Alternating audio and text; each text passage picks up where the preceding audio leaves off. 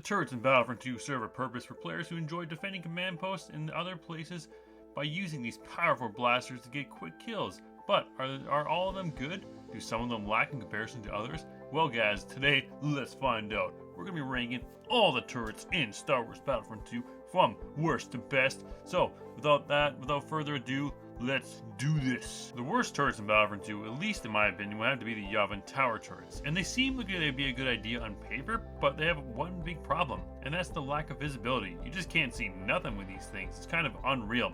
Like there's so many bushes and stuff in front of you, and the only time you can see someone is when they get really close to you. But at that point, they're gonna be so you're so high up that aiming down is just not gonna be able to get them.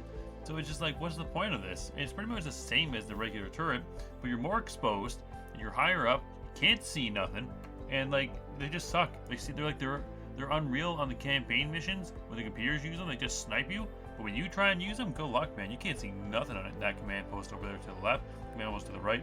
Absolutely nothing anywhere, man. It's just brutal. And then next would be the IR-1K, the Sonic Cannon, or as I like to call it, the Geonosis turret cannon thing.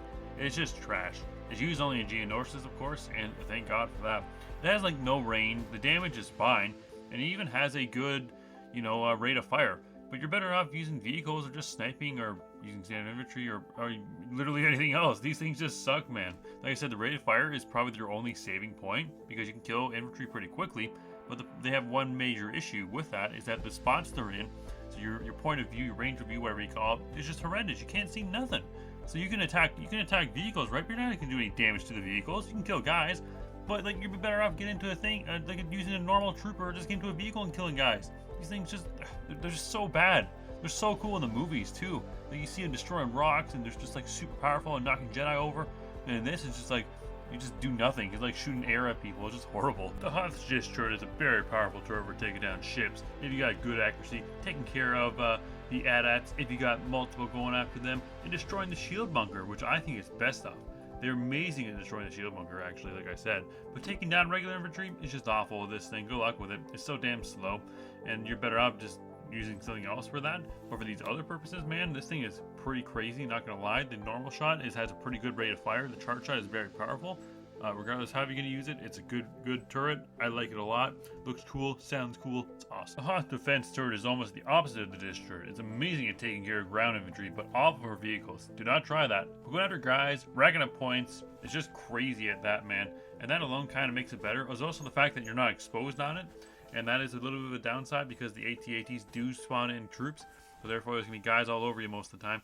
So like, using the destroyer, you're gonna be exposed. This one you're not exposed. So, but at the same time, it's so easy for people to get close to you in these things that regardless, it's not gonna matter. But anyways, the whole point is that the Hoth defense turret is a great turret. The OG laser turret is fine for taking out guys. It's powerful, has a good fire rate, and they're on most maps in good spots too. They're the turrets that are famous for being used on Camino and just making an absolute disaster, to be honest. But when you get good with these, they are very good. They just keep you exposed, so be aware of that, but when you get good aim with them, you'll just go ham. The particle cannon is meant for taking down vehicles, but if you want to take care of regular infantry, it's not that bad for it. It does a ton of damage to vehicles as well. You can take them out in seconds if you're good at aim, and you got other guys shooting at you at the same time. But the biggest problem with them is they have an atrocious rate of fire. The in-between cooldown between shots is just too slow, and it makes them really exposed. They're still pretty good though. You also gotta used to like adjusting your aim when you're shooting at the vehicles, because it's not like other ones where you just shoot it and it'll hit them. You gotta like adjust it a little bit, but still a really good turret nonetheless. And the best turret in the game would be the beam cannon. It is only on Kashyyyk, of course, but these things are so cool. I love using them. They do huge damage to regular troops. You can just annihilate them. They have a big amount of range, and they're great for just taking care of people. They even do good for dealing damage on vehicles. I absolutely love using these things. They're personally my favorite one as well, as also being the best. They're just, they're so good. That's the video there, guys. You let me know what you think of it down in the comments below. If you like these turrets, which one's your favorite? Which one you think is the best? Which one you think is the worst? And if I'm wrong, let me know. Yeah, and we'll see you on the next video, guys. Peace out.